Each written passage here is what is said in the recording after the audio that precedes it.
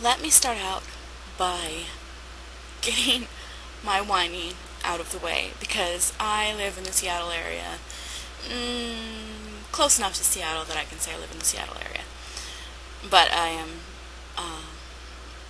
definitely getting the heat wave. It was over 100 degrees today. And that is just not normal. It is not. And I understand. Every time I complain about heat, every year, somebody has to say, well, what about air conditioning? Don't you have air conditioning? No, in Seattle, we don't need air conditioning. Only the people who have money to throw away have air conditioning. Because we need it maybe a week or two every year. So it's an expense that you only have. I mean, you'd only get it if you have that money to throw away, and we don't. Although it is a lot less expensive now with like the little portable units and everything, but still, I mean, that's a couple $100 that I have better places for it, especially because my refrigerator died, or right now it's like in a coma. See, I'm just so hot. It is almost midnight. It's still about 90 degrees in my house. It's about 85 outside. That is crazy.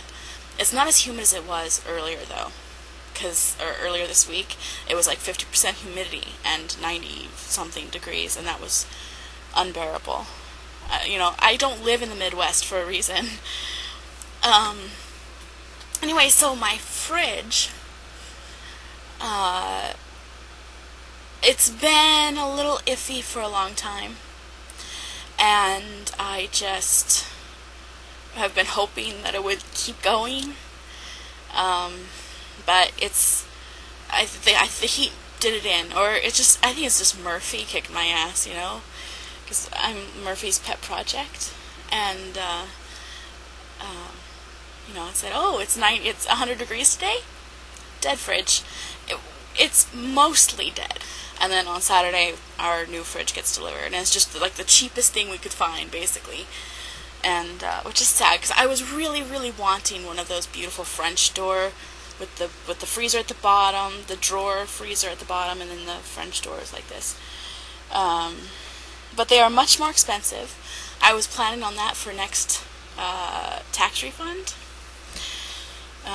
We still may do that, and then we can put this fridge like in the garage or something. But it won't feel as necessary. I'm sure we'll find other things to spend our refund on by the time it rolls around. So we also need new tires. It's just like crazy. You know how it is. I think everybody goes through that, where when it rains it pours, or when it suns it burns, something like that.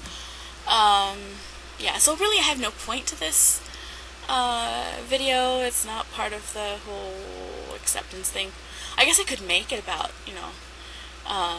because, it's hot and fat people don't do well in heat. Oh, it's really unbearable. You know what I could talk about is More to Love.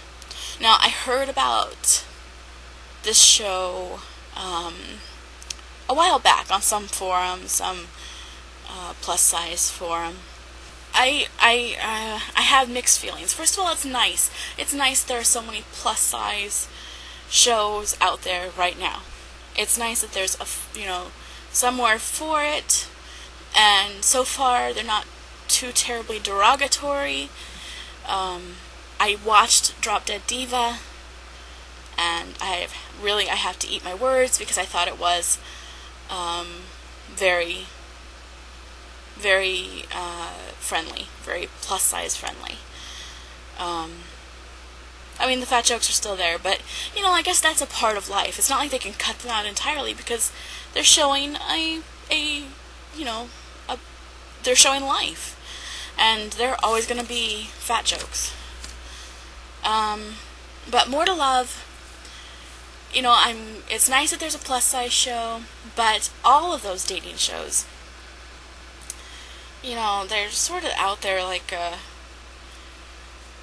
they just, even the so-called legitimate ones are a bit of a showcase for hoariness, you know, because it really, and one show is not enough because it's just the introductions. That's all we saw really, and so it's hard to tell where it's going to go. But so far it's pretty good. I was a little disappointed that a couple of the girls right up front were like, oh, my skinny friends get more attention, and I feel like I'm not as good as them. But again, this is part of life. It's a real cross section of plus size girls because if you take 10, 20 fat girls, there are going to be those who say, oh, I wish I didn't weigh as much, oh, I wish I were a stick figure. So it's good.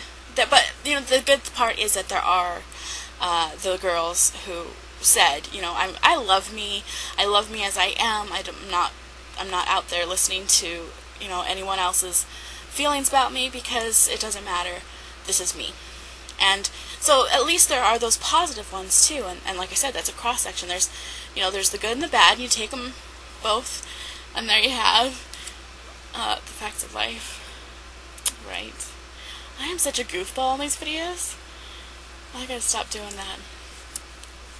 I probably won't though, because I'm really just a goofball in general. I'm never gonna be taken seriously again. I made some notes. Let me make sure I got everything I wanted to say about More to Love. Showcase for hoariness. I actually had that in my notes, but let's see. Oh, and okay, what I did want to say was that even the cats are going crazy. Even the girls who are down on themselves, you have to give them some amount of credit for being able to go on this show, for being able to go on TV. And it has to take some amount of confidence to do that. On the other hand, it may be confidence, or is it that desperate need for love and acceptance, or fame, which is in itself a desperate need for love and acceptance. But even if that's the case, there is some amount of confidence, and hopefully through this show they can learn more confidence by being around the girls who are. On the other hand, there was already the usual girl fight cattiness crap. But you put 20 girls in a house together, in a room together, there's gonna be catty. Anyway, rambling. I think I said enough. Good night.